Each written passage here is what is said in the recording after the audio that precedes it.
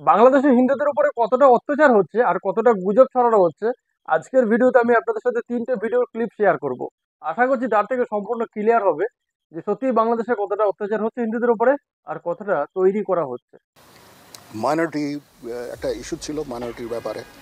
তো আমার কাছে সমস্ত রিপোর্ট আমি স্টাডি করে দেখলাম যে সারা বাংলাদেশে মাত্র 30টা মাইনরিটি রিলেটেড অপরাধ সংঘটিত হয়েছে 20টা জেলায়। এর মধ্যে অধিকাংশই হচ্ছে যে লুটপাট, মন্দিরে অগ্নিসংযোগ ইত্যাদি। আর এগুলির মধ্যেও মোস্টলি হচ্ছে যে পলিটিক্যাল রাইভালরি, এটা এই কারণে এগুলো হয়েছে।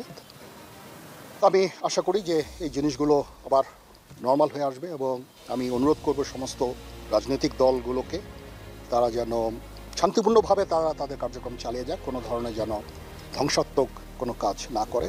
সেনাবাহিনীর প্রধান যখন বলছে যে 20টা জেলায় এই ঘটনা ঘটেছে এবং 30টা ঘটনা ঘটেছে, তো আমি ধরে নিতে পারি যে সেখানে 20টা জেলায় ঘটলেও 30টা জায়গায় 50 থেকে 60টা ঘটনা হতে পারে।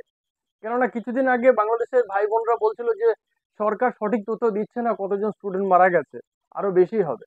তাহলে এই ক্ষেত্রে আমি এটা ধরে নিতে পারি যে এখানে 50 থেকে 60টা হতে পারে, অর্থাৎ বাংলাদেশে হিন্দুদের উপর অত্যাচার হয়েছে। সেনাবাহিনীর প্রধান এটাকে যে দিক থেকে ব্যাখ্যা দিচ্ছে সেটা হচ্ছে যে এটা পলিটিক্যাল বিষয় দিক থেকে, যে যারা আওয়ামী লীগ পার্টি করতো তাই হয়তো তাদের উপরে অত্যাচার করা হয়েছে।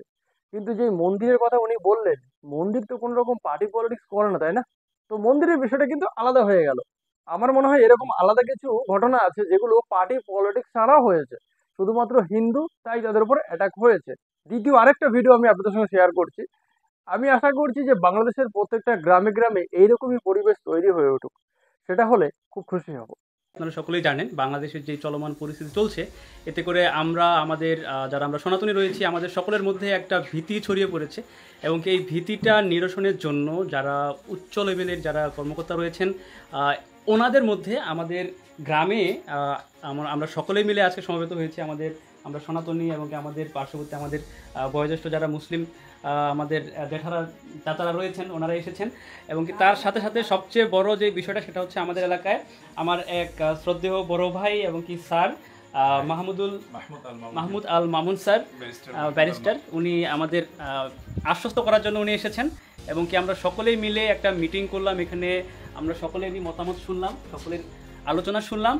এই সব কিছু মিলে আমরা এলাকাবাসী আশ্বস্ত হলাম। এবং কি আমি চাই যে আপনারা যারা যারা এই ধরনের পর্যায়গুলোতে রয়েছেন, স্যারের পর্যায়গুলোতে রয়েছেন, আপনারা আপনাদের মতো করে একটু আমাদের সাহস দিবেন, এটাই আপনাদের প্রতি চাওয়া।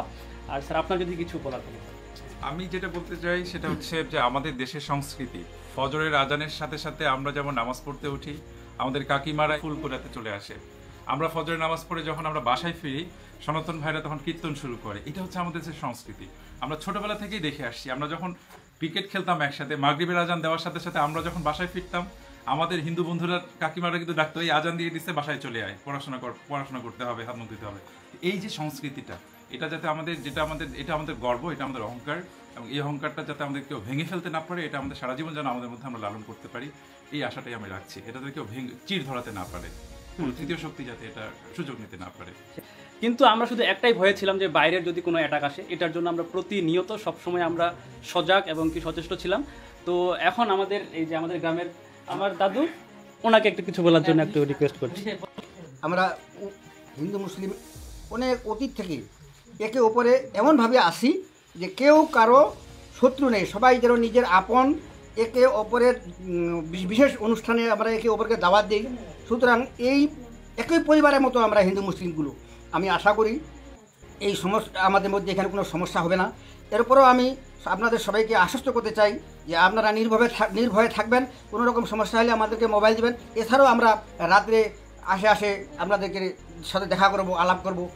ইনশাল্লাহ আমাদের এই এলাকায় কোনো সমস্যা হবে না। আল্লাহ আমাদের রহম করুক। আসসালামু আলাইকুম। বহু মানুষ এই ভিডিওটাকে বিভিন্ন রকম ভাবে ব্যাখ্যা করবে, তবে আমি ব্যক্তিগতভাবে অনেকের সাথে কথা বলে যেটা জেনেছি, বাংলাদেশের বহু হিন্দু মানুষের সাথে কথা বলে জেনেছি যে সব জায়গায় এই পরিস্থিতি হয়নি। সেনাবাহিনীর প্রধান কিন্তু ঠিকই বলেছেন যে সব জেলাতে এই ঘটনা ঘটেনি, এটা একদম বাস্তব কথা।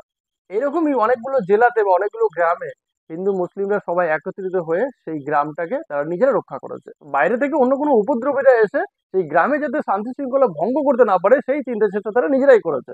আরো অনেক ভিডিও আসছে আমার কাছে, যেগুলো আমার কাছে প্রমাণ হচ্ছে না যে অ্যাকচুয়ালি এটা কোনো ফেক ভিডিও না অরিজিনাল ভিডিও। একটা এরকমের ভিডিও আমার কাছে এসছে, এই ভিডিওটা একবার আপনারা অবশ্যই দেখুন। স্যারেরা আমাদের পাশে আজকে আইসা সব দেখতেছে। দাঁড়ান, আমি অসহায়, আমি অসহায়, আমি অসহায়, আপনারা দাঁড়ান আমার পাশে, আপনারা সবাই আমার পাশে দাঁড়ান। আমার মন্দির লাগে, আমার বাড়ি ঘর ভেঙে গেছে, মাহবুবে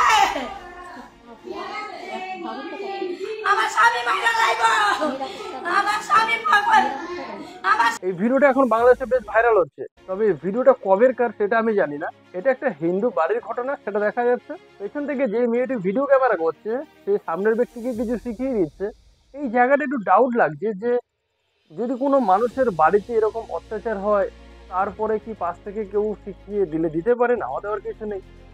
বাট এই ভিডিওটা একটুখানি কনফিউশন আছে, যে এখানে ঠিক বোঝা যাচ্ছে না যে এই বাড়িতে সত্যি অত্যাচার হয়েছিল নাকি হয়নি, নাকি তৈরি করা ভিডিও, ঠিক বুঝে ওঠা মুশকিল আছে। এখানে ঠিক বোঝা মুশকিল আছে যে ভিডিওটা কবের কার তৈরি, কি উদ্দেশ্যে তৈরি, এখনকার কিনা। বাকি আমার মনে হচ্ছে আস্তে আস্তে বাংলাদেশে যে হিন্দুদের উপর অত্যাচারটা হচ্ছিল সেটা বন্ধ হয়েছে, যতদূর আমার কাছে খবর।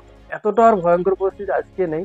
তবে এখন ঢাকার রাজপথে যেসব হিন্দু ভাই বোনেরা প্রতিবাদ করছে, যারা রাজপথে আছেন তাদের বেশ কিছু দাবি আছে, সেগুলো নিয়ে আজকে ওনারা সরকারের সঙ্গে কথা বলেছেন। দেখা যাক সেই দাবিগুলো কতদূর সম্পূর্ণ হয়। তারা তাদের সেসব দাবিগুলো রেখেছেন। আমি আশা করছি বাংলাদেশ খুব তাড়াতাড়ি শান্ত হবে, শান্তিতে ফিরে আসবে। ভালো থাকবেন সবাই।